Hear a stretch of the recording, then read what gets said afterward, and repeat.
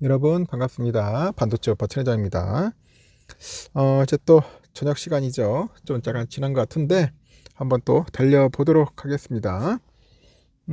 오늘은 코스피 코스닥이 좀 약간 좀 엇갈렸어요. 코스피가 1.1% 빠지고 코스닥이 0.96% 올랐습니다. 코스닥은 아침에 쭉 빠졌다가 그래도 슬금슬금 시간이 지나가면서 올라가더라고요. 근데 코스피는 거의 뭐 올라오기가 힘들 정도로 상당히 뭐 버벅거렸습니다.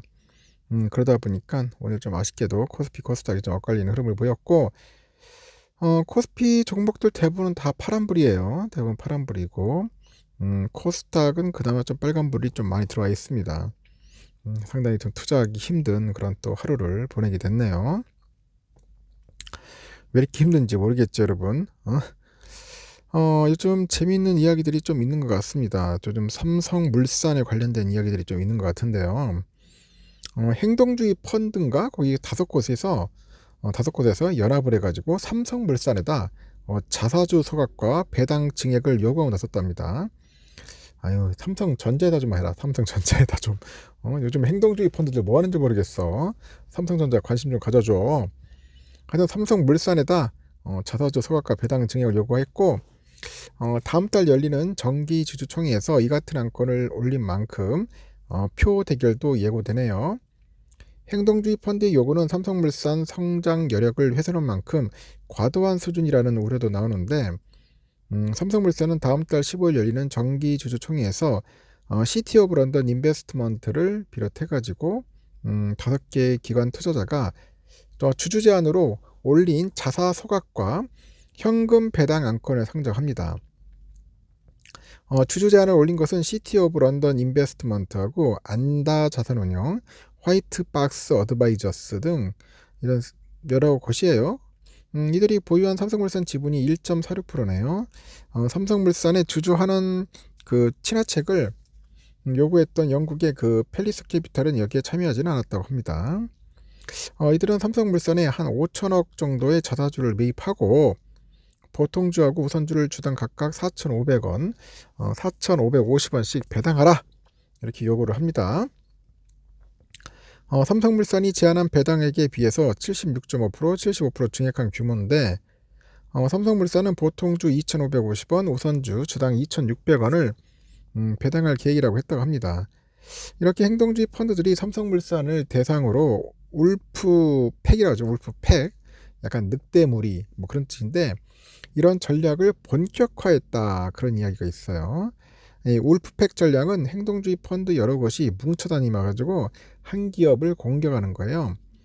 늑대가 사냥할 때 무리를 구성하듯 공시 의무가 없는 5% 미만의 지분을 확보한 뒤에 행동주의 투자자들을 규합을 해가지고 이제 공세에 나서는 일종의 가성비 높은 공격법이다. 가성비 높은 공격법이다. 이걸 울프백이라고 합니다. 울프팩. 행동주의가 요구하는 주주 환원 규모는 1조 2,364억 원에 달하고 삼성물산은 이 금액은 23년과 올해 이 회사의 잉여 현금 흐름 추정액을 초과하는 규모입니다. 이 같은 현금이 빠져나가면 회사의 투자력이 급격히 훼손될 거라는 게 우려되는데, 이 회사는 이미 1조 원어치 자사주 소각 계획을 밝힌 바 있고요. 행동주의 펀드는 여기에 추가로 주주 환원을 요구하고 나서고 있습니다. 이들 행동주의 펀드는 단기 차익 실현을 최대 목적으로 하고 있다고 하는데, 그만큼 기업의 미래 성장성을 훼손하는 요구를 많이 하기도 하죠. 이들이 삼성물산에 요구한 1조 원어치 주주 환원책은 결국 회사의 투자와 고용 여력을 훼손할 수 있다 그런 이야기입니다. 이들의 공격이 기업의 성장과 생존에 부정적인 영향을 준다는 그런 분석도 있고, 캐나다 지배구조 전문 연구기관이 2015년 발간한 행동주의 헤지펀드 연구 경험적 증거 보고서를 보니까 2009년 헤지펀드의 공격을 받은 기업 중에 115개 가운데 2014년까지 살아남은 기업은 63개에 불과했네요. 절반에 가까운 52개사가 부도와 청산 절차를 밟거나 사모펀드 등에 매각이 됐다고 합니다. 보고서는 이들 기업이 헤지펀드 요구를 수용해가지고 배당을 늘리고 핵심 자산을 매각하면서 성장 동력이 손상된 결과다 이렇게 분석을 했는데요. 일단은 헤지펀드에서 요구하는 걸 다 받아줄 수는 없겠죠.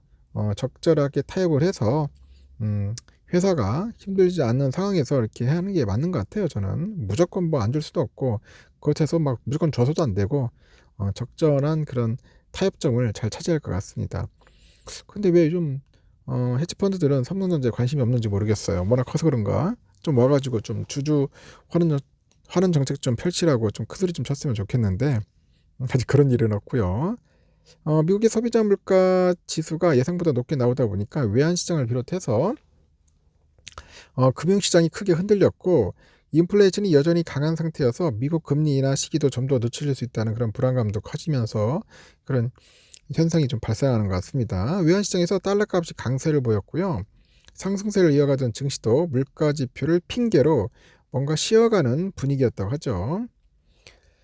뉴욕 외환시장에서 엔화값은 달러당 105.77엔을 기록했고 0.96% 하락을 했어요.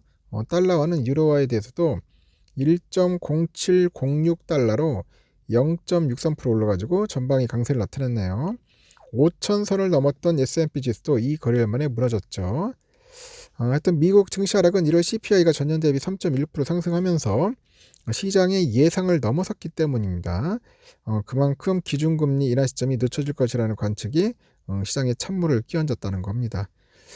그러다 보니 미국장이 완전 저렇게 많이 빠졌지만 또 오늘 또 오를 것 같아요 느낌이. 확실하게 한번 또 올라가지 않을까 하는 생각이 들고 오늘 삼성전자는 아주 무기력하게 한 1200원을 빠졌습니다. 다시 원위치로 간 거죠.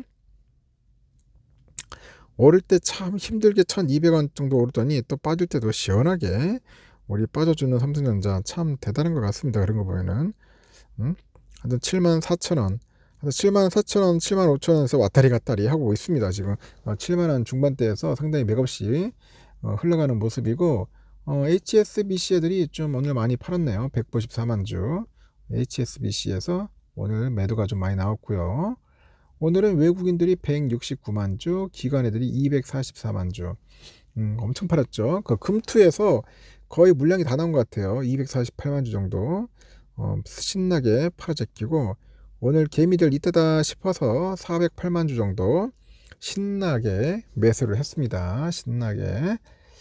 그리고 우선주도 마찬가지로 오늘 뭐 그렇게 썩 재미있는 흐름은 아닌데 우선주 6만 3천원 선을 뭐 빙글빙글 도는 그런 모습을 좀 보여줬죠. 그래도 6만 3천원 선 잘 버텨준 겁니다. 이제는 6만 3천원 선 지지선을 삼고 가는 거죠. 오늘 UBS 15만, CL이 8만 2천 이렇게 들어왔고요. 다이와가 한 10만, 그 메릴린치 6만 3천 정도 매도를 했습니다. 그래서 외인들은 한 20만 주 정도 오늘 시원하게 사줬고 기관 애들이 2만 9천, 개미들 13만 6천 매도를 했습니다. 역시 우선주가 아주 흐름이 좋네요. 일단은 여기까지 하겠습니다. 다음 시간에 마지막 방송 뵙도록 해요.